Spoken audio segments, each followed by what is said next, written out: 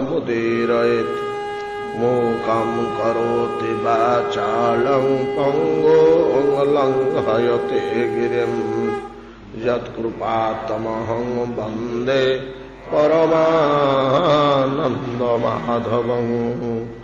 यत्कृपातमहं वन्दे परमानन्दमाधवं।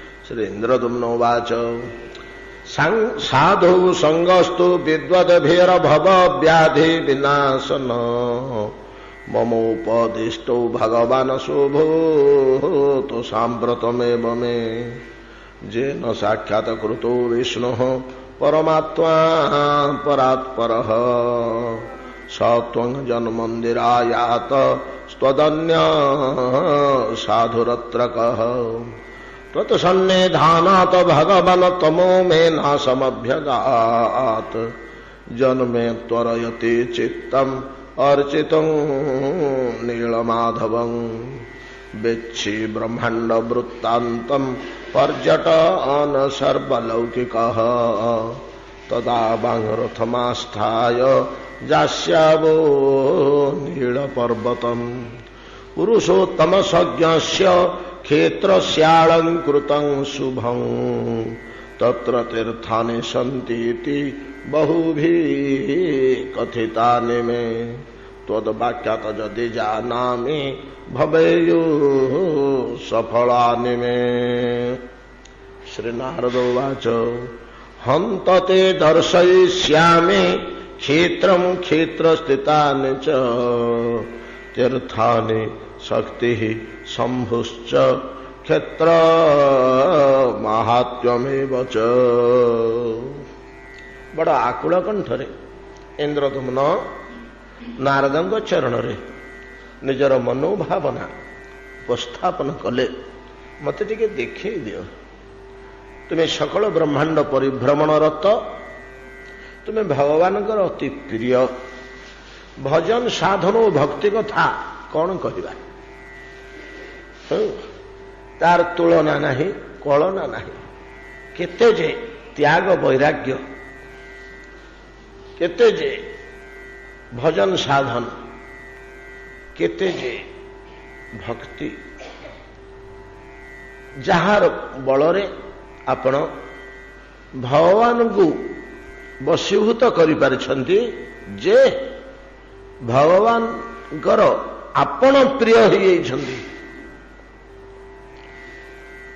भगवान प्रिय हो पारंती भक्तर बा साधकर भगवान प्रिय हो जमी आम से दिन गोटे कथा कहते युधिष्ठिर प्रति कि प्रकार भाव श्रीकृष्णर युधिष्ठिर प्रति श्रीकृष्ण कि प्रकार भाव कौन है युधिष्ठिर केमती अच्छा से भाया अवस्था अच्छा खाली ये नुहे जिते कौन से संबंध नाला महाभारत आड़ को पलाऊँ कथा सी आ सरबनी सरते महाभारत कथा बड़ इंटरेस्टिंग आउ दीर्घ समय महाभारत ये भाया गोटे जिनिस से देखा देखा साक्षात है कृष्ण सह अर्जुन देखा साक्षात है युधिष्ठिर माँ कुंती केवल जानी मुहर पिले शुणी जे कृष्ण बोले किए जन समर्थ पुरुष आमर माउसी पु भाई हेबे आम माँ सब प्रशंसा कर गुणगान कर केवल युधिष्ठिर विश्वास आसी जाइए माँ कुंती कहते बाबूरे कृष्ण मनीष नुहे भगवान। युधिष्ठिर माँ कुंती गांधीर्य जानती कर्ण जानती द्रोण जानती विदुर जानती कर्ण नेम भीष्म भीष्म जानती भगवत्ता कृष्णंकर आउ द्रोण जानती ये मनुष्य नुहंती बोली विदुर जानती माँ कुंती जानती ये मानकर प्ररोचना कृष्ण प्रति विदुर भीष्म प्रति व्यवहार ଆଚରଣ ବା ତାଙ୍କ ସମ୍ବନ୍ଧୀୟ କଥା ବର୍ଣ୍ଣନା ଏଇଟା ଖୋଲି ଦେଉଥିଲି ଫ୍ୟାନ୍ଟା। କାଲି ଫେରିଲା ବେଳକୁ ମୋତେ ରାତି 12 ହେଇଗଲା। ଆଉ ଖାଲି ପେଟରେ ବି ଥଣ୍ଡାରେ ଏତେ ସମୟ ରହିଯିବା ଫଳରେ କାଲିଠୁ ଦେହ ମୁଣ୍ଡ ଭାରି ଖରାପ, ଭଲ ଲାଗୁନି କିଛି ଏପର୍ଯ୍ୟନ୍ତ। ଭିତରେ ଥଣ୍ଡା ଜମିଲେ କି ଦରଜ ହେଇଛି ସବୁ ହାଡ଼। ଯାହା ହଉ ଏମାନଙ୍କର କୃଷ୍ଣ ସମ୍ବନ୍ଧୀୟ ଆଳାପ ଆଲୋଚନା ସମୟରେ ବିଶ୍ୱ ବିଦୁର ପ୍ରଭୃତିଙ୍କ କୃଷ୍ଣଙ୍କ ପ୍ରତି ଯେଉଁ ପ୍ରକାର ବାକ୍ୟ ପ୍ରକାଶ ବାକ୍ୟ ପ୍ରୟୋଗ ବୁଦ୍ଧିମାନ ତଥା ବିଦ୍ୱାନ ଯୁଧିଷ୍ଠିର ଧରିପାରିଛନ୍ତି ଯେ ପ୍ରକୃତିରେ ମା ଯୋଉ କହୁଥିଲେ ସେ ମନୁଷ୍ୟ ନୁହନ୍ତି ଭଗବାନ। ବିଦୁର ଭୀଷ୍ମ ଆଚାର୍ଯ୍ୟ ଦେବ ଦ୍ରୋଣ ଏମାନେ ମଧ୍ୟ ତତୁଲ୍ୟ ବ୍ୟବହାର କରୁଛନ୍ତି। ଯଦିଓ ସ୍ପଷ୍ଟ ଭାବରେ କହୁଛନ୍ତି ଆରେ ସେ ମଣିଷ ନୁହନ୍ତି ଭଗବାନ, କିନ୍ତୁ ଆଚରଣଟା କଥାବାର୍ତ୍ତାଟା ସେଇ ଢଙ୍ଗର କରୁଛନ୍ତି। ଜଣଙ୍କର ବିଶ୍ୱାସ ନାହିଁ। ଏତିକି ଜାଣିଥିଲେ, ଆଉ କିଛି ଦେଖା ଚାହାଁ ହେଇନଥିଲା। ଦ୍ରୌପଦୀଙ୍କ ସ୍ୱୟଂବରରେ ଡାକବିନ୍ଧା ସମୟ ଆସି ପହଞ୍ଚିଲା। କୃଷ୍ଣ ବଳରାମ ଦେହା ଆସିଛନ୍ତି, ସବୁ ରାଜାମାନେ ଆସିଛନ୍ତି ନିମନ୍ତ୍ରିତ ହୋଇ, ଏ ମଧ୍ୟ ଆସିଛନ୍ତି ବହୁ ଦୂରରୁ। ମଧ୍ୟ ଭାରତରେ ହଉଛି ପାଞ୍ଚାଳ, 5ଟା ବିଶେଷ ସ୍ଥାନକୁ ନେଇକରି ସନ୍ଧି କରି ସେମାନେ ଗୋଟିଏ ରାଜ୍ୟ ଗଠନ କରିଛନ୍ତି, ୟୁନାଇଟେଡ୍ ଷ୍ଟେଟ୍ସ। ଠିକ୍ ସେଇଭଳିଆ ରାଜ୍ୟ ନହେଲେ ମଧ୍ୟ 14ଟି ଜନଜାତିକି ନେଇ କୃଷ୍ଣ ଗୋଟିଏ ଦଳ ଗଠନ କରିଛନ୍ତି, ମେଣ୍ଟ ଗଠନ କରିଛନ୍ତି ଓ ସେହି ଅଞ୍ଚଳ ଗୁଡ଼ିକ ଶାସନ କରୁଛନ୍ତି ଉଗ୍ରସେନଙ୍କ ଜରିଆରେ। ଏଟା ହଉଛି ଦ୍ୱାରକାରେ। ଦ୍ୱାରକା ଅଞ୍ଚଳରେ ନୂଆକରି ରାଜଧାନୀ ସ୍ଥାପନ କରିଛନ୍ତି। ବଡ଼ ସୁନ୍ଦର ଦୁର୍ଗ। ତ ବଡ଼ ସୁନ୍ଦର ଦୁର୍ଗ, ସମୁଦ୍ର ଦୁର୍ଗ ତନ୍ମଧ୍ୟରେ ଆସନ କରିଛନ୍ତି। ଆସିଛନ୍ତି ରାତି 12ଟା 12:30। କୃଷ୍ଣ ସେଜରୁ ଉଠିଲେ, ବସିଲେ। କ୍ୟାମ୍ପ ଶିବିର ତ ଦାରୁକ ଧାରୁକିରି ଉଠିବେ ଦରକାର। ପ୍ରଭୁ ପଦଡାକରେ ଯଥେଷ୍ଟ। ଯାଇ ଖଟ ପାଖରେ ପାଦ ତଳେ ବସି ପଡ଼ିଲେ। ପ୍ରଭୁ କ'ଣ ହେଲା, କ'ଣ ଅବସ୍ଥା? ବାହାରକୁ ଯିବା, ଏତେ ରାତିରେ କୁଆଡ଼େ ଯିବା, କ'ଣ କରିବା, କ'ଣ ଏମିତି ଗୋଟେ ଗୋଟେ ଚିନ୍ତା ଆପଣ କରୁଛନ୍ତି ପ୍ରଭୁ? ତମେ ଚାଲୁନ ଦେଖୁ। ଭଗବାନ ତ ଦାରୁକ ଜାଣୁଛନ୍ତି। ଆଉ ସେ ତ ଶୁଣିଛନ୍ତି ଦାରୁଙ୍କ କଥା, କାଲି ଆମେ ଆଲୋଚନା କରିଛେ ରଥ ସମ୍ବନ୍ଧରେ, ସାରଥୀ ସମ୍ବନ୍ଧରେ। ଚାଲ ବାହାରିଗଲେ। କୋଉଠିକି? କୁମ୍ଭକାର ଶାଳ। ଦ୍ୱାର ମୁହଁରେ ଡାକ ପକେଇଲେ। ମାଉସୀ ମାଉସୀ ମାଉସୀ। ପେଦ ଭାଙ୍ଗିଗଲା କୁନ୍ତୀଙ୍କର। ବ୍ୟାକୁଳିତ ପ୍ରାଣରେ ମନ କାହିଁକି ଛନ ଛନ ହଉଥିଲା। ଆଜି କୃଷ୍ଣ କଥା ବହୁତ ମନେ ପଡୁଥିଲା। କୃଷ୍ଣର ପାଟି ଭଳିଆ ତ ଶୁଭୁଛି। ଦୌଡ଼ିକିରି ପଡ଼ି ଆସିଲେ। ଅବଶ୍ୟ ଏପର୍ଯ୍ୟନ୍ତ ମୁଁ କୋଉଠି ପ୍ରମାଣ ପାଇନି କୁନ୍ତୀ ଇତିମଧ୍ୟରେ କୃଷ୍ଣଙ୍କୁ କୋଉଠି ଦେଖିଛନ୍ତି କି ନାହିଁ। ଭାଇର ପୁଅ ତ, ବସୁଦେବଙ୍କର ପେଟରୁ ଏକା ପେଟର ଭଉଣୀ ହେଉଛନ୍ତି କୁନ୍ତୀ। ଅବଶ୍ୟ କୁନ୍ତୀ ନାଁଟା ତାଙ୍କର ପରେ ହେଇଛି।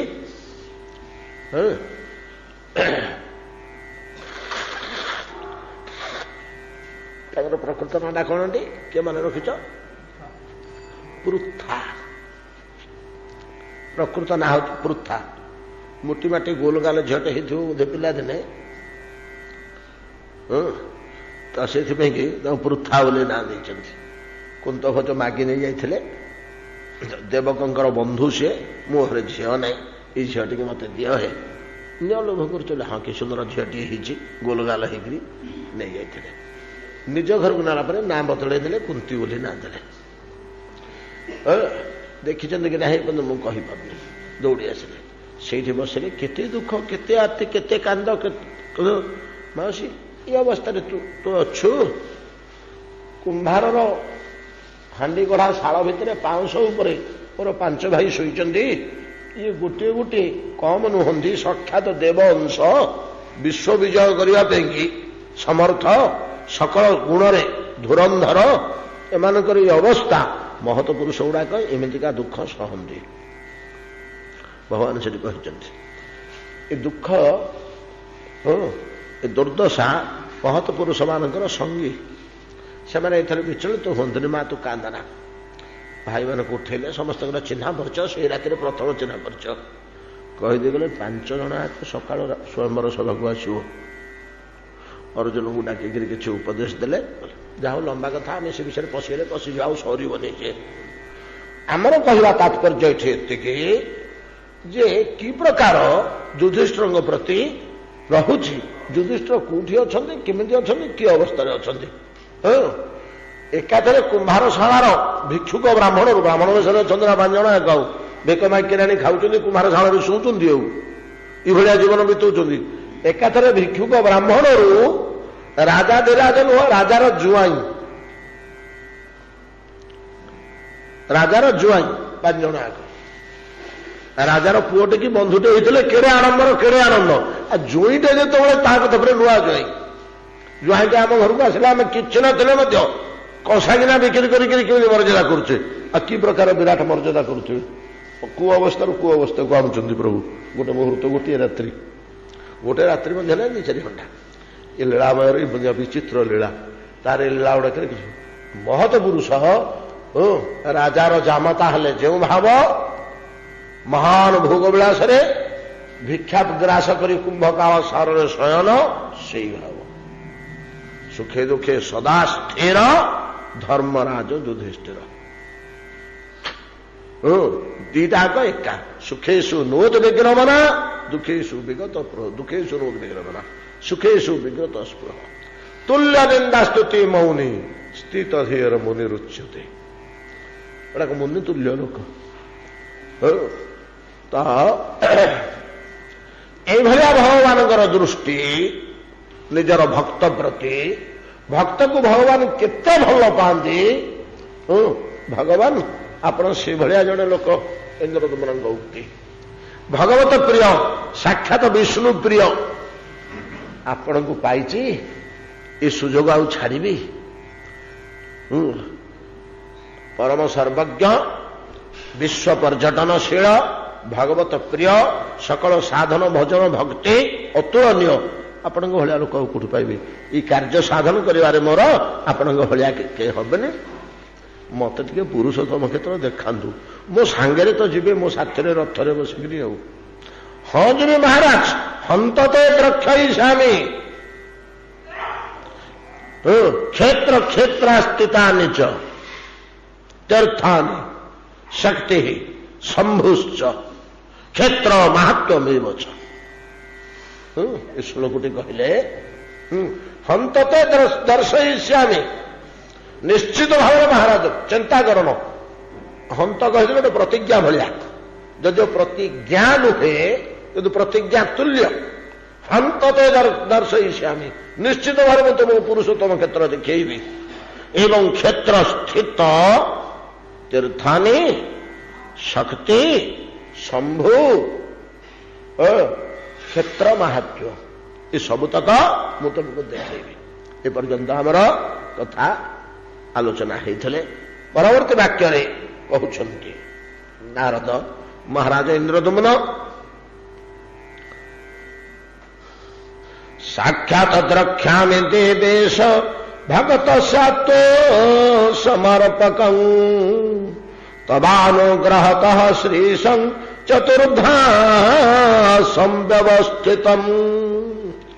ସାକ୍ଷାତ ଦ୍ରକ୍ଷ୍ୟାମି ଦେବେଶ, ସାକ୍ଷାତ ଦେବେଶ ଦ୍ରକ୍ଷ୍ୟାମି। କିଭଳିଆ ଦେବେଶ କାଲି ଆମର ଆଲୋଚନା ସରିଛି, ଅଳ୍ପ ସମୟ ହେଲେ ମଧ୍ୟ ସାରଗର୍ଭକ କଥା କୁହାହେଇଛି। କିଭଳିଆ ଦେବଦେବେଶ, ସକଳ ଦେବତାଙ୍କର ଶ୍ରେଷ୍ଠ। ମନେ ପକାନ୍ତୁ, ମଦ ଭୟାତ ବାତି ବାତୋୟମ୍ ସୂର୍ଯ୍ୟୋ ତପତି ମଦ ଭୟାତ ବର୍ଷତେ ଇନ୍ଦ୍ର ଦହ୍ୟତି ଅଗ୍ନି, ନାଇଁ କି କାଳୋ ଧାବତି ମଦ ଭୟାତ।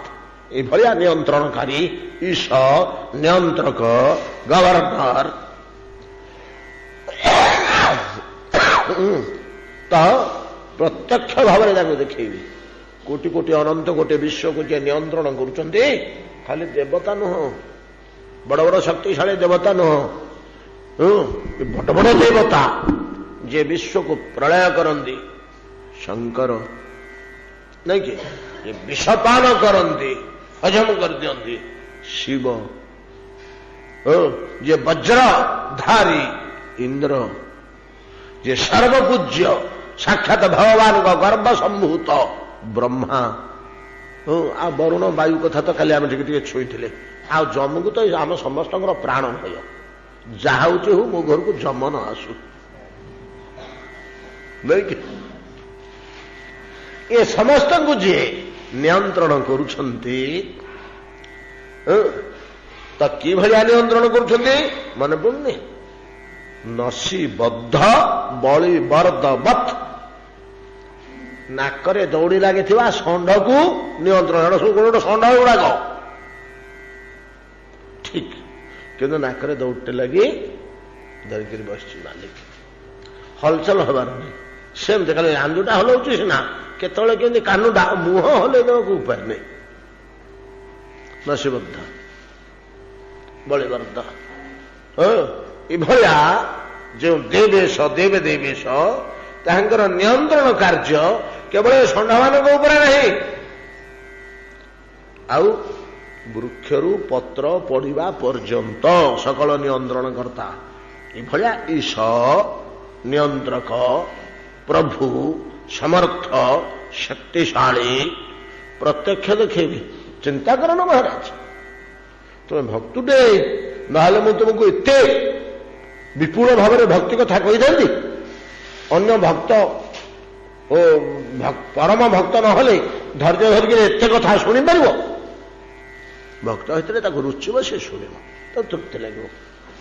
ଆଉ ଯଦି ତା ପ୍ରବଳ ଭକ୍ତ ନଥିବ, ଏ ଯୋଉ ଲମ୍ବା ଆକାରରେ ମୁଁ କହିଲି, ଏବେ କେତେ ଗୁଡା କହୁଛୁ, ଆଜ୍ଞା ବନ୍ଦ କରନ୍ତୁ, ଅନ୍ୟ କଥା କହନ୍ତୁ, ତାକୁ ବୋର ଲାଗିଯିବ, ବିରକ୍ତ ଲାଗିଯିବ। କିନ୍ତୁ ହୃଦୟରେ ଭକ୍ତି ଥିଲେ ବେଳକୁ ବେଳ ଶୁଣିବା ପାଇଁ ଆଗ୍ରହ ବଢିବ। ଯାହାର ରୁଚି ଯୋଉଟା, ସେ ସେଟାକୁ ଅଧିକ ମାତ୍ରାରେ ଶୁଣିବାକୁ, ଗ୍ରହଣ କରିବାକୁ ଭଲ ପାଏ। ତେଣୁ ପ୍ରତ୍ୟକ୍ଷ ଭଗବାନଙ୍କୁ ମୁଁ ତୁମକୁ ଦେଖେଇବି। କେଉଁ ଭଗବାନ? ଦେବଦେବେଶ ବୋଲି ତ ଗୋଟିଏ ବିଶେଷଣ ଦେଲେ। ଯେଉଁ ଭଗବାନଙ୍କୁ ନାରଦ ଇନ୍ଦ୍ରଦମନଙ୍କୁ ଦେଖେଇବେ ବୋଲିକିରି ଶପଥ କଲେ ଏକ ପ୍ରକାର, ତ ତାଙ୍କର ଗୋଟିଏ ବିଶେଷଣ ହେଲା ସେ ଦେବଦେବେଶ, ବଡ ବଡ ଦେବତା ମାନଙ୍କର ନିୟନ୍ତ୍ରଣ କର୍ତ୍ତା। ଠିକ। ଆଉ କଣ ଗୋଟିଏ କଥା କହିଲେ, ଆଉ ଗୋଟିଏ ବିଶେଷଣ ଦେଲେ, ଯୋଉ ଲୋକଟା ଏଭଳିଆ ଶକ୍ତିଶାଳୀ ଷଣ୍ଢମାନଙ୍କୁ ନିୟନ୍ତ୍ରଣ କରି ରଖିଛି, ସେ ଲୋକଟାର ଆଉ ଗୋଟେ ଗୁଣ ହଉଛି ଭକ୍ତସ୍ୟ ଆତ୍ମସମର୍ପକମ୍। ଭକ୍ତଟିଏ ଦେଖିଦେଲେ ନିଜକୁ ବିକିଦିଏ। ସବୁ ଗୁଡାକ ଆଲୋଚନା ହେଇଯାଇଛି କାଲି ଖାଲି, ନାଇଁ କି? ଆଉ ବେଶୀ ଆ ଭିତରେ ପଶିବାନି, ସମୟ ପଳେଇବ। ତୁଳସୀ ଦଳ ମାତ୍ରେଣ ଜଳେନ ଚୁଲୁକେ ନବା ବିକ୍ରିଣିତେ ସମାତ୍ମାନ ଭକ୍ତେଭ୍ୟୋ ଭକ୍ତ ବତ୍ସଳ। ସେଇ ପ୍ରକାର ନିଜକୁ ବିକ୍ରି କରିଦିଅନ୍ତି। ମତେ କିଣିନେ, ଏ ତୁଳସୀ ପତ୍ରଟି ଦେଇକିରି ମତେ କିଣିନେ। ତୁଳସୀ ପତ୍ରଟିଏ, ପତ୍ରಂ ପୁଷ୍ପಂ ଫଳಂ ତୋୟಂ ଯୋ ମେ ଭକ୍ତ୍ୟା ପ୍ରଯଚ୍ଛତି ତସ୍ୟାହଂ ଭକ୍ତ୍ୟୁପହୃତଂ ଅଶ୍ନାମି ପ୍ରଜତାତ୍ମନଃ। ଗୀତାରେ କହିଲେ, ଶ୍ରୀମଦ୍ ଭାଗବତରେ ଭଗବାନ ଖୋଲିକିରି କହିଲେ। ଏ ଋଷିର ନାଁ କଣଟି? ତ ଦୁର୍ବାସା। ଏ ଦୁର୍ବାସା, ମୁଁ ମୋ କଥାରେ ଚଳିପାରେ ନା, ମୁଁ ଗୋଟେ ପରାଧୀନ ଲୋକ, ମୁଁ ମୋ ଇଚ୍ଛା ଅନୁସାରେ, ପ୍ରଭୁ ଟିକେ ମତେ କୃପା କରନ୍ତୁ, ବ୍ରାହ୍ମଣଟି, ତପସ୍ୱୀ, ସାଧକ, ନିଷ୍ଠାପର, ଶୌଚପରାୟଣ, ସବୁ ବ୍ରହ୍ମଣ୍ୟ ଗୁଣରେ ମୁଁ ଭରପୁର କି ନାହିଁ? ନା ହଁ, ତୁମେ ସବୁ ବ୍ରହ୍ମଣ୍ୟ ଗୁଣରେ 16 ଭରପୁର। ପ୍ରଭୁ ଆପଣ ବ୍ରାହ୍ମଣ ପ୍ରିୟ ପରା, ଆପଣ ବିପ୍ରବତ୍ସଳ ନାଇଁ କି? ବ୍ରାହ୍ମଣ ଆପଣଙ୍କର ସର୍ବସ୍ୱ ବୋଲି କହନ୍ତି।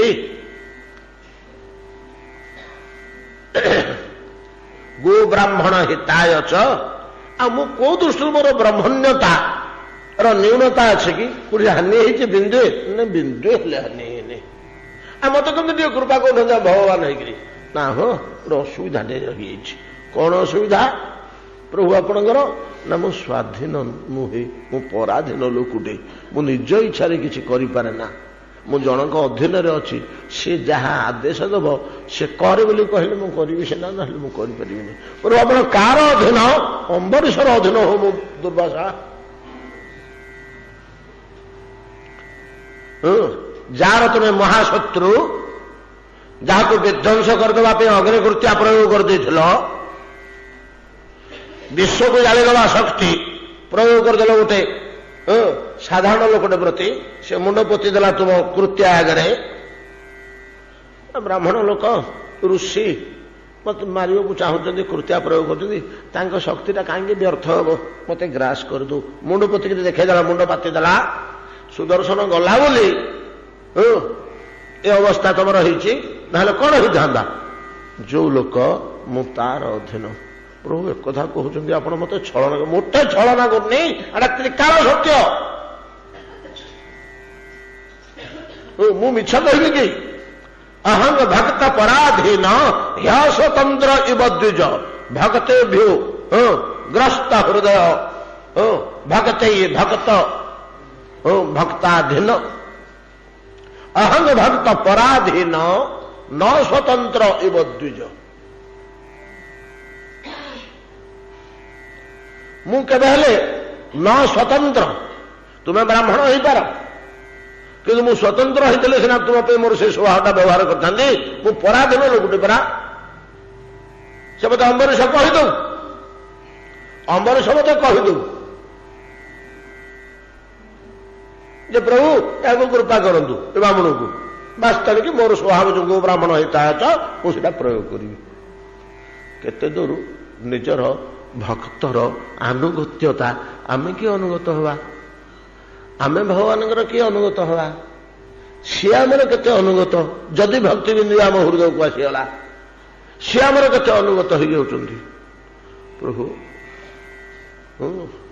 गृहस्थुटे राजाटे संसाराक जेते पाप करिवे चारणा तार पापीटे आउ ता पाखे जाकर मुझे क्षमा प्रार्थना करी ना किसी उपाय नहीं जाओ अम्बरीश कहले हम आउ किसी उपाय नहीं भगवान कहले गोटे ब्राह्मण ऋषि त्यागी बैरागी ब्रह्मचारी सन्यासी निष्ठापर सब आज्ञा किसी बोली मोर ना घर ना द्वार ना गोटे गछ तल ना चरम बैरागी परम त्यागी मुझे गोटे संपत्तिशाली गृहस्थ धनिकर राजार जे ठीक उल्टा मोर ए बैरागी से संचयशील कोटि भंडार धरिक बस अम्बरीश रजाटा भंडार न रखिले चलो कि जार 10 प्राणी कुटुंब अच्छा से 4 पैसा संचय न कले कि कर तार देहटा खराब हो गोटे सुविधा असुविधा हो 5 जन दायित्व से संचय करने बाध्य आ एकुटिया लोक कहीं संचय कर जाऊँ तो जाऊँ जहाँ देखा जोड़ी जहाँ मिल जा तो एत बड़ त्यागी मु ये संचय स्थल धनिक गृहस्थर पाखे जा क्षमा प्रार्थना करी अम्बरीश तुम त्यागी दुर्वासा तुम त्यागी क्या मोर मन होनी तुम भल त्यागी नुह अम्बरीश भाया त्यागी तुम हो पारनि आया से महाभोगी खाली बिड़ा राजाटे बड़ा एड़िके एड़िके कुंडल कंकण पिंधि रत्नर मुझे कौपनी पिंधिक बस बोली बुलूँ देखुना हाँ जे बेश कथा मुझे कहूनी त्याग कथा कहूँ हे जिते तुम कृत्या गोड़ेला सुदर्शन जाकर पहुंची गला सुदर्शन तुम मुंडरा को काट बोली गोड़ेला तुम ब्रह्मांडर कुस्थान छाड़ दीच आत्मरक्षा न दौड़ तुम प्राणटा के बचेब तुम प्राणटा के बचेब क्या पाखु न जाइछ से जो नारद बतईदे यही नारद बतईदे दुर्वासा पढ़ा पढ़ा भगवान को पढ़ा आउ कहीं तो रखे नहीं कहीं कूट साहय कहीं करें तड़ब घर को गले समस्ते तड़ी दुर्वासा सुदर्शन गोड़े तो पाखे पछरे तू विष्णुद्रोही तू केड़ा बड़ ब्राह्मण होता विष्णुद्रोही को आम घर पुरेबू तड़ी समस्ते नारद दुख देखिरी बतईदे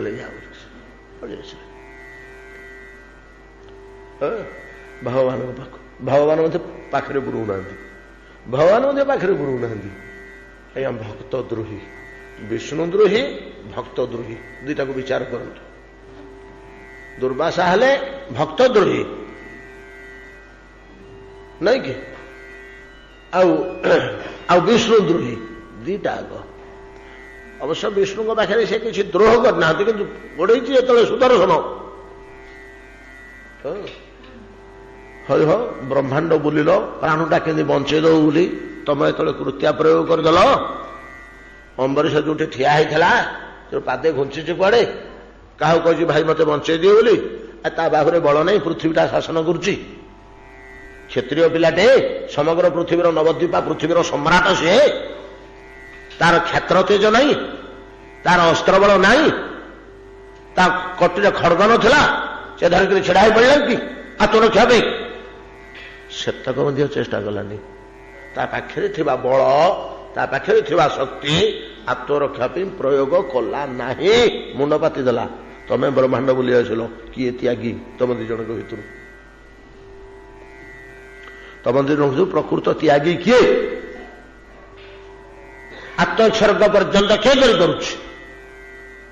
करमती केते कथा बतई आम आस भर पशिबानी खाली टी छुआ देले तेरे यही प्रकार भगवान भक्त हूँ प्रिय भगवान आम कहते खाली समर्पण समर्पण समर्पण शरणागति शरणागति भगवान को केते आम बसवा भगवान जो प्रकार भक्त पाखे शरणागत होती जयदेव चरित्र तो केते थर कही या 6 मास काल तांको बोकचा बोहिकी भार करी कांधरे गले पछरे भिक्षा करी आनीदेले रोषेईवास करने को पद्मावती रोषे करती तो जयदेव भोजन करती थाली रे पत्तर रे थाली तो नहीं पत्तर अरण्य पथ तो पत्तर पत्तर पद्मावती भोजन करती बसता ग्रह सेमती चाहिए पद्मावती भोजन कर उठीजे जहाँ हांडिया टिकार रहा ताको कह नहीं बाड़ी खाईदे रे बुढ़ा क्या कलु हाँ माँ सांदाणी बाढ़ कर खाइबे से तो ईठा माजिबे बासन कुसन धोइबे सब सही रखिए एटा भगवान काम था भक्त निकट में दिने उड़िए नुह से सब धरा पड़गले ना दिने उड़िए नुह सर्वप्राचीन कथा दुर्वासा चरित ठू आरंभ करी सर्वाधुनिक कथा जयदेव चरित पर्यंत जोठी आप देखिदेवे भगवान जो प्रकार निजक निवेदन कर भक्त निकट में भक्त सेते दूर भगवान को पाखे निजक समर्पण कर सेते दूर गोपांगना मान भाया भक्तिमती जे सर्वस्व दान कर भगवान को श्रीकृष्ण को से तो मध्य निजर स्वार्थ टिके रहीगला पूर्ण समर्थन हो पारानी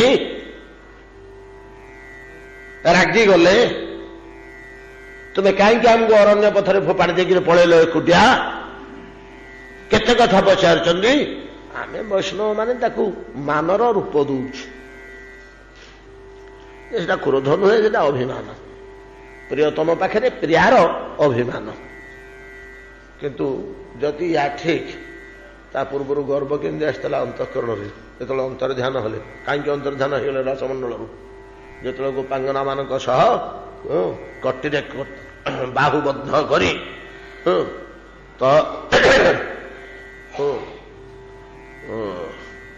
निविस्तन लभन नर्म नखाग्रपाते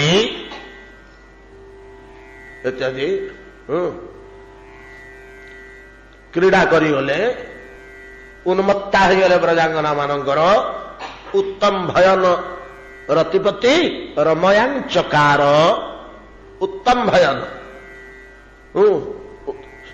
उत्तम भयन उत्तेजित करवा कौन ना रतिपति की उत्तेजित कले का देहरे गोपांगना मान देहरे थिबा रतिपति की उत्तेजित कले भगवान इत्यादि आचरण द्वारा उत्तम भयन रतिपति रमयां चकार कौन मन कले गोपी मैंने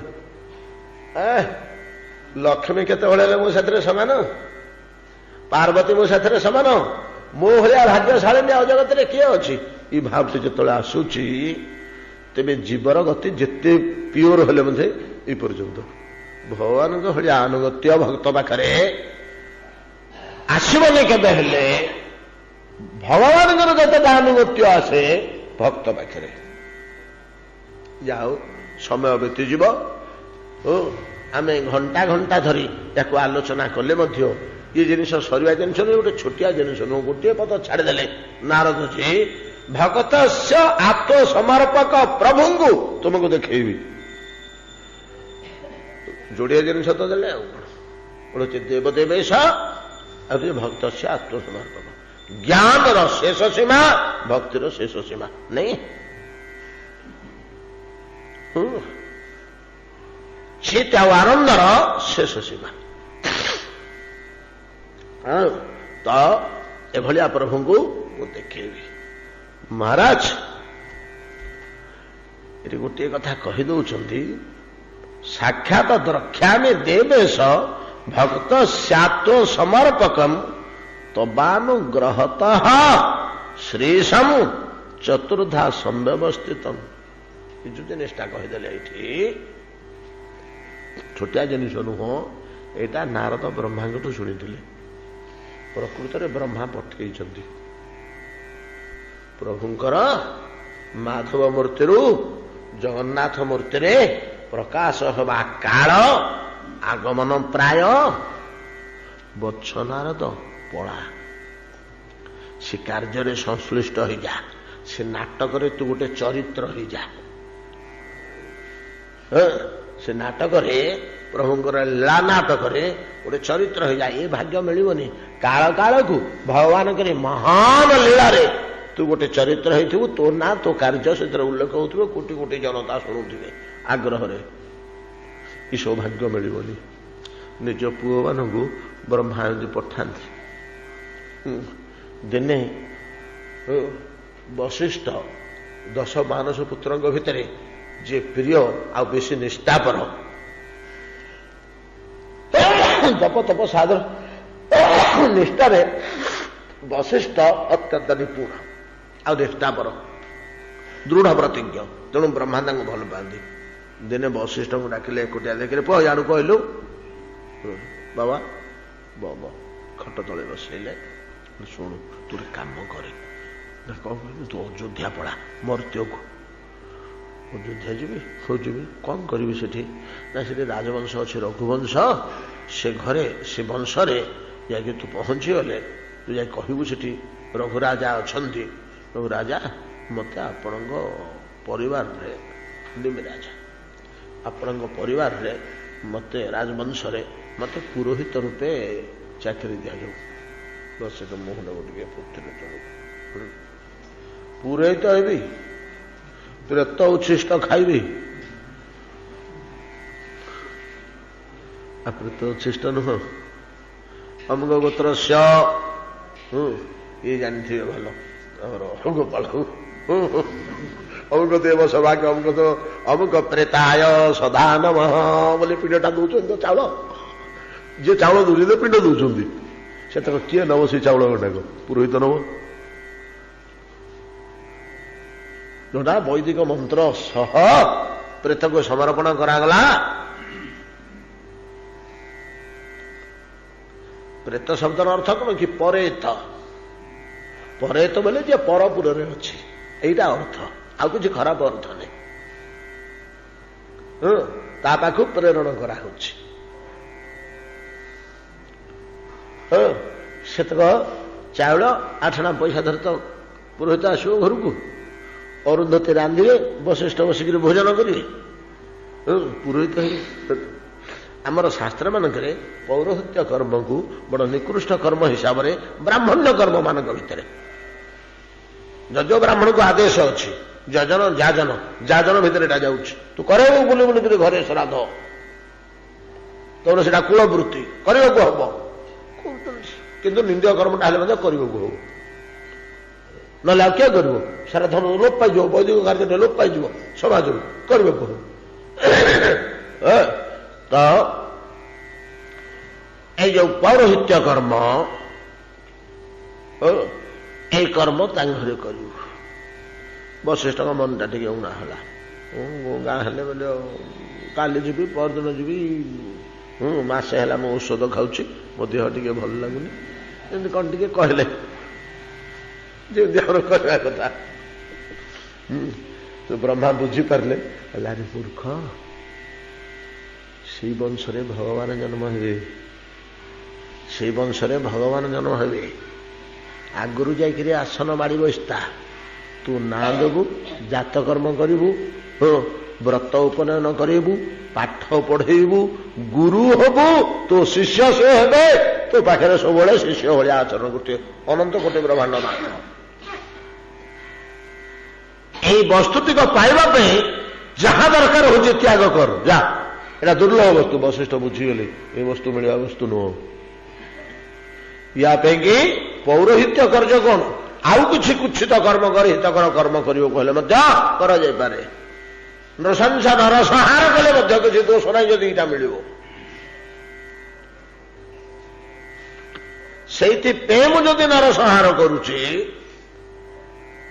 ପ୍ରାଣର ଆବେଗରେ ପ୍ରଭୁଙ୍କୁ ପାଇବି ବୋଲି, ସେ ନରସଂହାର କର୍ମ ପାପ ହବନି କି କ୍ଷତି କରିବନି। କାହିଁକି ନା ତାର ହିଂସା, ବିଦ୍ୱେଷ, ଶତ୍ରୁତା ଓ କ୍ରୋଧ ଇଏ ସବୁ ଥାଇ ନରସଂହାର କଲେ ପାପ ହବ। ଏ ସିଦ୍ଧାନ୍ତକୁ ବିଶ୍ୱରେ କେହି ସହଜରେ ବୁଝିବା ଲୋକ ନାହାନ୍ତି ଆଜ୍ଞା। ଯସ୍ନାହଂ କୃତୁ ଭାବ ବୁଦ୍ଧିର୍ଯସ୍ୟ ନ ଲିପ୍ୟତେ ଅର୍ଜୁନ ହତ୍ୱାପି ସହ ଇମାନ ଲୋକାନ ନ ହନ୍ତି ନ ନିବଧ୍ୟତେ।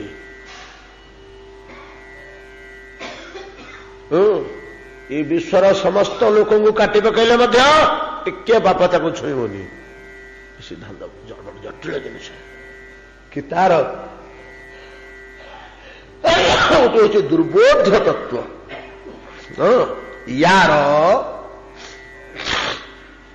ୟାର ନୁହ ଇଏ ବା ଏଇ ସିଦ୍ଧାନ୍ତର ସହାୟକ ହେଲା ସର୍ବଧର୍ମାନ ପରିତ୍ୟଜ୍ୟ ମାମେକ ଶରଣଂ ବ୍ରଜ ଅହନ୍ତଂ ସର୍ବପାପେଭ୍ୟୋ ମୋକ୍ଷୟିଷ୍ୟାମି ମା ଶୁଚ। ଚିନ୍ତା କରନି, ମୁଁ ସବୁଥିରୁ ରକ୍ଷା କରିବି। ଚୈତନ୍ୟ ଚରିତାମୃତ କ'ଣ କହିଲେ ୟା ଉପରେ? ସିଦ୍ଧାନ୍ତ ଗ୍ରନ୍ଥ ତ ଗୋଟେ ବିଚିତ୍ର ଦୁର୍ବୁଦ୍ଧ ବସ୍ତୁକୁ ସରଳୀକୃତ କରିବା ପାଇଁ କି ଆଉ ଗୀତା ଭାଗବତର ଆଉ ସବ ଧର୍ମ ତ୍ୟଜି କରେ କୃଷ୍ଣେର ସେବନ ନିଷିଦ୍ଧ ଆଚାରେ କଭୁ ଯାୟ ନାହିଁ ନାହିଁ ଯାୟ ମନ। ସବୁ ଧର୍ମ ଛାଡ଼ିକରି ଯେ ଭଗବାନଙ୍କୁ ସେବା କଲା, ସେ କେବେ ହେଲେ ପାପ କରିବାକୁ ଇଚ୍ଛା କରିବ କି? ସବୁ ଧର୍ମ ଯିଏ ଛାଡ଼ିଲାଣି, ଧର୍ମ କରିବାକୁ ତାର ଇଚ୍ଛା ନାହିଁ, ଇ ଭଳିଆ ବୈରାଗ୍ୟବାନ ଭକ୍ତିମାନ ଯେ ଧର୍ମ କଲେ ସ୍ୱର୍ଗକୁ ଯିବି, ଧର୍ମକୁ ମତେ କ'ଣ ମିଳିବ?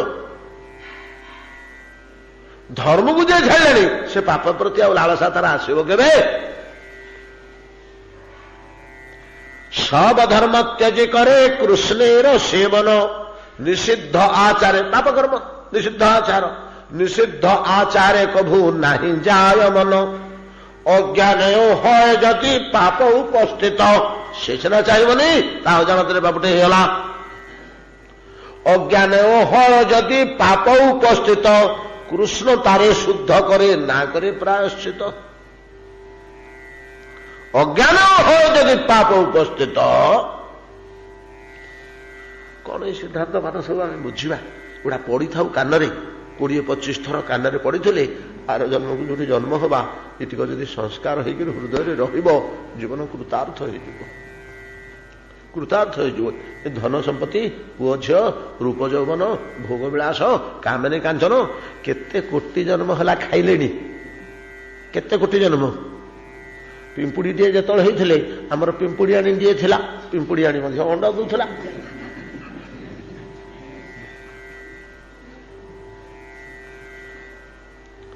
ଗଛଟିଏ ହେଇକି ଯେତେବେଳେ ଜନ୍ମ ହୋଇଥିଲେ, ଆମ ପାଖରେ ମାଇ ଗଛଟିଏ ମଧ୍ୟ ଥିଲା।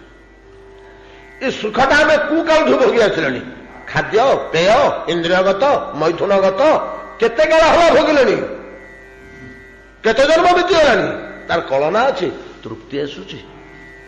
ତୃପ୍ତି ଆଉ ଦରକାର ନାହିଁ ବୋଲି କେତେବେଳେ ମନ ହେଲାଣି, ଆଉ ଟଙ୍କା ପଇସା ଦରକାର ନାହିଁ, ଏ ବୁଢ଼ୀ ହେଇଗଲାଣି, ଆରେ ଏଗୁଡ଼ା କିଏ ଗଣିବ ବସିକି, ଆଉ ଦରକାର ନାହିଁ, ଏ ଯା କରୁ ଧରିକିରି ଯା, ତ ଛାଡ଼ କରିଦେଲି।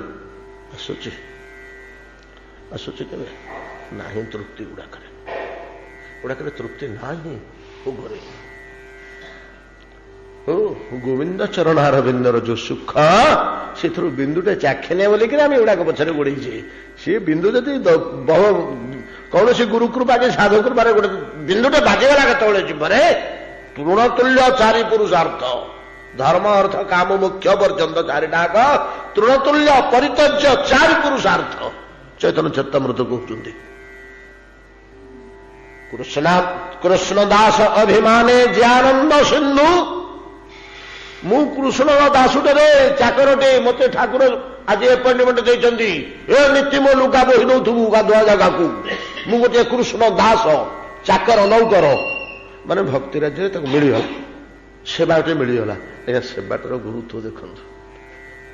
ସେବାର ଗୁରୁତ୍ୱ ସେବାର ମୂଲ୍ୟ ଆମେ କିଛି ବୁଝୁନେ। ସେବକ ଯଦି ହେଇଗଲା ଦାସ ଅଭିମାନ ଅଭିମାନ ଶବ୍ଦରେ ଏଠି ଗର୍ବ ନୁହେଁ ଆତ୍ମବୋଧ। ତୁ କିଏ ନା ମୋ ବ୍ରାହ୍ମଣ ଏଇଟା ଆମର ଆତ୍ମବୋଧ। ତୁ କିଏ ମୋ ସ୍କୁଲର ଶିକ୍ଷକ ଆତ୍ମବୋଧଟାକୁ ଅଭିମାନ କୁହାଯାଏ। ମୁଁ କିଏ ଏଇ ବୋଧ। ସେମିତିକା ମୁଁ ଭଗବାନଙ୍କର ସବୁ ଗୋଟିଏ ଏ ବୋଧଟା ଆମର କ୍ରିଏଟ ହଉନି ସୃଷ୍ଟି ହଉନି।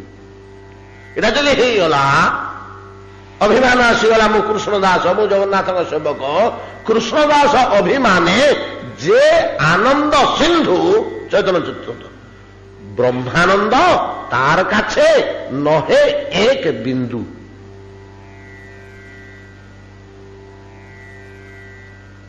ব্রহ্মানন্দ কহিলে মুখ্য মুখ্য তুল্য আনন্দ বা ভূমানন্দ ব্রহ্মানন্দ। কৃষ্ণ দাস অভিমানে যে আনন্দ সিন্ধু সে আনন্দর গোটে বিন্দু যদি আম জিভরে পড়িলা এগুড়াক আর ভাল লাগিব এটা তুচ্ছ হয়ে যাবনি।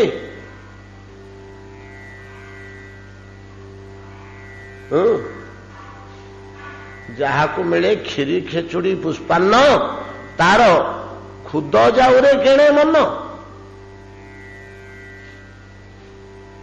ଅଛି।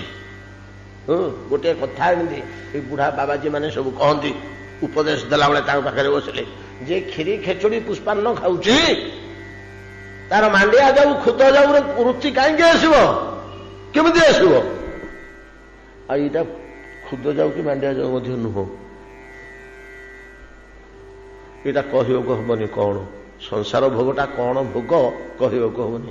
ଘୁଷୁରୀ ଯାହା ଭୋଗ କରେ ସେଇ ଭୋଗ।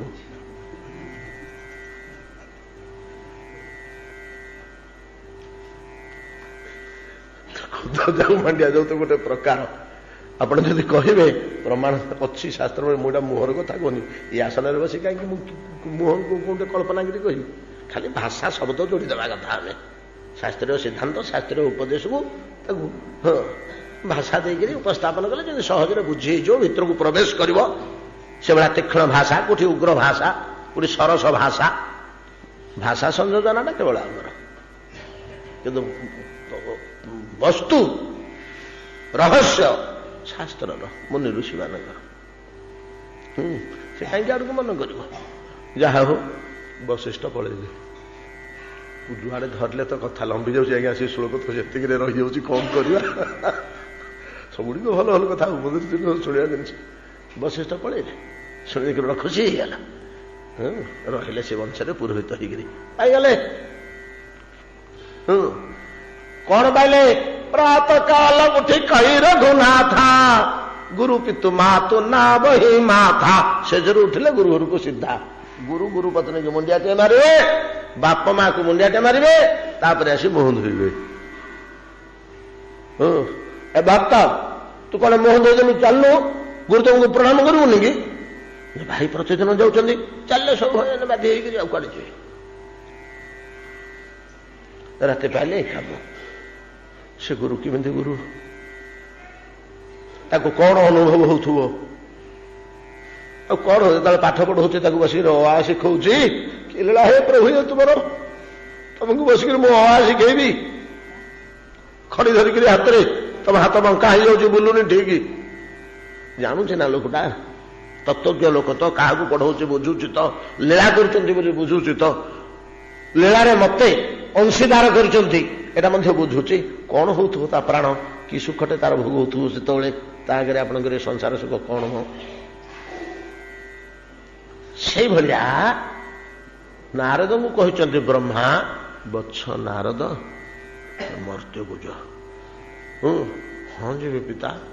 କାହିଁକି ନା ପ୍ରଭୁଙ୍କର ଆତ୍ମପ୍ରକାଶ କାଳ ଆସି ପହଞ୍ଚିଲାଣି। କାହାକୁ ନିମିତ୍ତ କରି ଘଟଣା ଘଟେଇ କୋଉଠି କଣ କରି ସେ ତାଙ୍କ କାର୍ଯ୍ୟ କରିବେ, ନୁହେଁ କି? ପତ୍ରଟା ଯେତେବେଳେ ତାଙ୍କ ନିର୍ଦ୍ଦେଶରେ ଝଡୁଛି, ଆମେ କିଏ କଣ କର୍ତ୍ତା? ଆମେ ସବୁ ନିମିତ୍ତ। ଯାହାକୁ ସେ ଭଲ ପାଆନ୍ତି ତା ଦ୍ୱାରା କରେଇ ଦିଅନ୍ତି, ଯାହାକୁ ସେ ଭଲ ପାଆନ୍ତି ତା ଦ୍ୱାରା କରେଇ ଦିଅନ୍ତି, କର୍ତ୍ତା ସିଏ।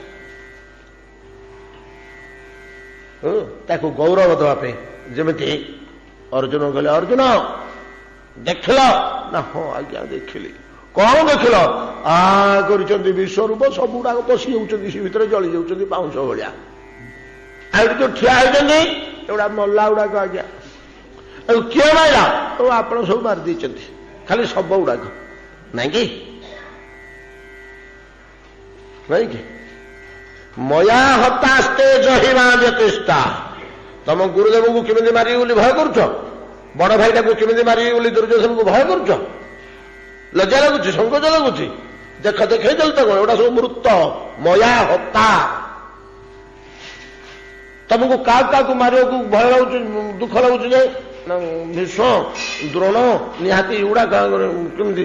କର୍ଣ୍ଣ, ଦୁର୍ଯ୍ୟୋଧନ, ଜୟଦ୍ରଥ, ଏଗୁଡାକ ଅତି ଆପଣାର ପୂଜ୍ୟ ଲୋକ ଗୁଡାକ। ଏଗୁଡାକ ଆଜି ପର୍ଯ୍ୟନ୍ତ ଆମକୁ ସ୍ନେହ ଶ୍ରଦ୍ଧା କରି ଭୀଷ୍ମ, ଦ୍ରୋଣ, ଶଲ୍ୟ ପ୍ରଭୃତି ଆମକୁ ଯତ୍ନ କରି କାଖେଇ କୋଳେଇକିରି ମଣିଷ କଲେ। କେତେ ଗଣ୍ଡ ଚୁମ୍ବନ କରିଛନ୍ତି, ହୃଦୟରେ ଜାକିକିରି ଧରିଛନ୍ତି, ସ୍ନେହ ଶ୍ରଦ୍ଧା କରିଛନ୍ତି, କାନ୍ଦିଲେ କେତେ ବୁଝେଇଛନ୍ତି। ତାଙ୍କ ଛାତିରେ କାନ୍ଦି କାନ୍ଦି ଆମେ ଶୋଇପଡୁଛୁ, ଛାତିରେ ଧରିକିରି ଶୋଇଛନ୍ତି ରାତି ଦିହାକ ସ୍ନେହ କରିକିରି। ସେଇ ଛାତିରେ ମୁଁ କେମିତି ବାଣରେ ବିଦୀର୍ଣ୍ଣ କରିବି ଆଜ୍ଞା? ଏବେ ଏକଥା କହିଦେଲେ ସମ୍ଭାଳି ପାରିଲେନି। ଅର୍ଜୁନ କହିଦେଲେ ଏଇ କଥା ଫିଟେଇକିରି।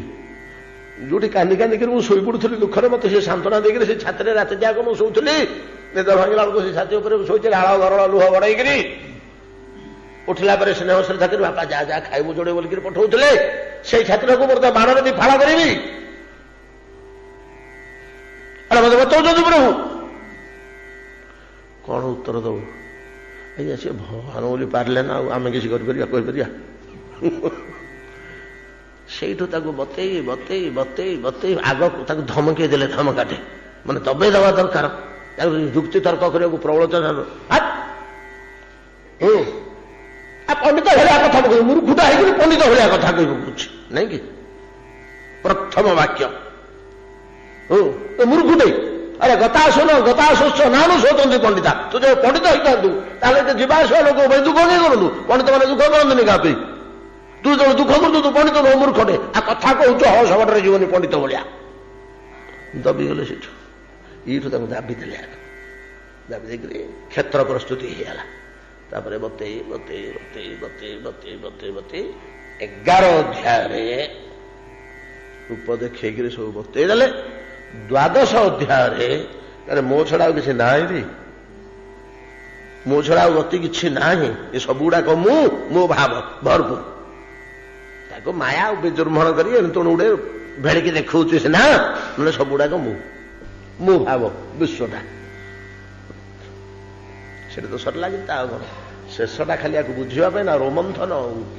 ଶେଷ 6 ଅଧ୍ୟାୟ ଗୀତାର ରୋମନ୍ଥନ। ମାଲ ସରିଲା 12 ଅଧ୍ୟାୟରେ। ଗାଈ ଯେମିତି ପେଟେ ଖାଇଦିଏ, ଗଛ ଛାଇରେ ପାକୁଳି କରେ, ସେ ଭିତରୁ ବାହାର କରିକି ସେଠୁ ପାକୁଳି କରେ, ତା ସ୍ୱାଦ ଭୋଗ କରେ। ବାହାରେ ଆମେ ଖଟିଦେଲେ ଜୋର କରି, ବଢିଆ ସୁନ୍ଦର ଭାବରେ ସବୁ ଖାଇବା ପିଇବା, ଭୋଜି ଭାତ ସବୁ ଭଲରେ ହେଇଗଲା। ବନ୍ଧୁବାନ୍ଧବ ସବୁ ସନ୍ତୋଷରେ ପଳେଇଲେ। ଯେମିତି ଘରର ଲୋକମାନେ ଯେ ଖଟିଥିଲେ କ୍ଳାନ୍ତ ଶ୍ରାନ୍ତ ହେଇ ଏକାଠି ବସିକିରି ଦୁଃଖ ସୁଖ ସବୁ ଗପସପ ହସ ଖୁସି କରୁଛନ୍ତି। ଏଇଟା କେମିତି ହେଲା, ସେଇଟା କେମିତି, ସେ ଏମିତି କରିଦେଲା ବେଳକୁ ମୁଁ ତ ଏମିତି କରିଦେଲି ବୋଲି ଏମିତି ହେଇଗଲା ନା। ଆଉ ଯେମିତି ଆଲୋଚନା ଚର୍ଚ୍ଚା କରାଯାଏ ରୋମନ୍ଥନ, ସେମିତି ଶେଷ 6 ଅଧ୍ୟାୟ ରୋମନ୍ଥନ, ଆସ୍ୱାଦନ। ଯାହା ହଉ ସିଏ ବଡ ଜଟିଳ ଜିନିଷ ମଧ୍ୟ। ତା ଭିତରେ ଗୀତା ଭଳିଆ ଶାସ୍ତ୍ର, ଆମେ ତା ଉପରେ କଣ କହିବା?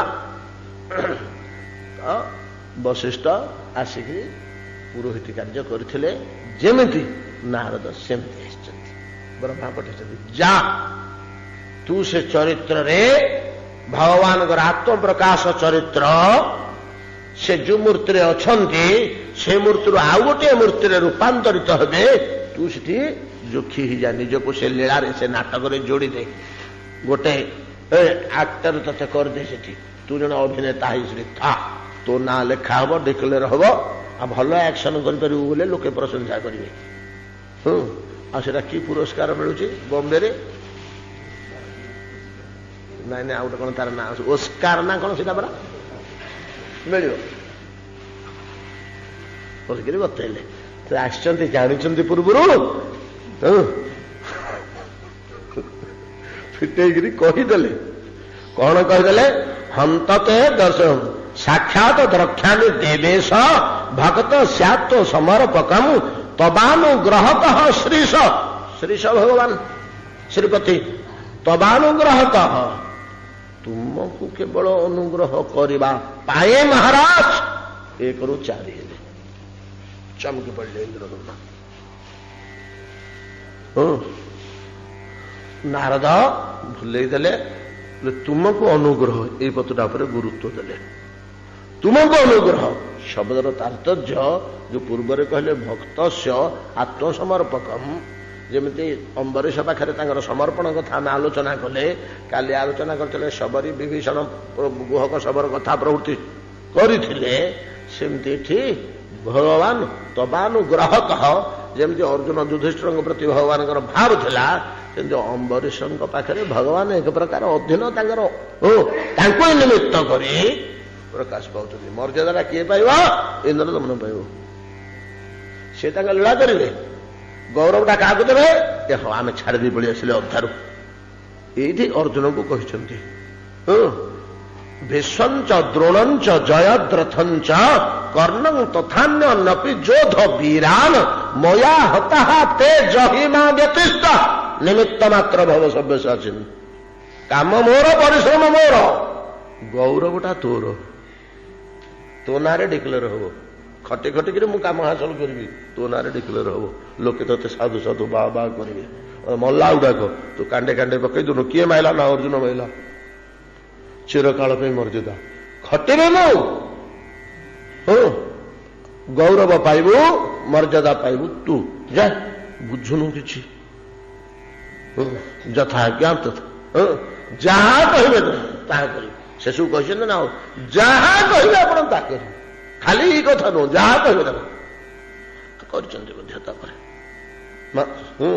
देखे एत प्रहार कर अर्जुन एत प्रहार कर शिखंडी बाण प्रयोग करुचे विश्व परिचय करते अस्त्र बसुंच योगाभ्यास एत शेष कर दिया आउ पारनी शीघ्र आउ शक्तिशाली बाण प्रयोग कर गोटे गोटे बाण जा सन्धि बाजुची भीष्म द्रोण द्रोण द्रोण ये बाण माने कौन समय शिखंडी बाण नुहति ये मोरी विद्या अर्जुन बाण कौटी लुचिक रही प्रयोग करुच्ची द्रोण कौन कहि मो मन आनंद हो जाऊँगी जपरी जन्म कर शिशु स्तन्यपान करुले स्तन पूर्ण हो जाइथिबो दुग्ध माँ को तृप्ति लगे स्तन दुग्ध पूर्ण हो जाइछि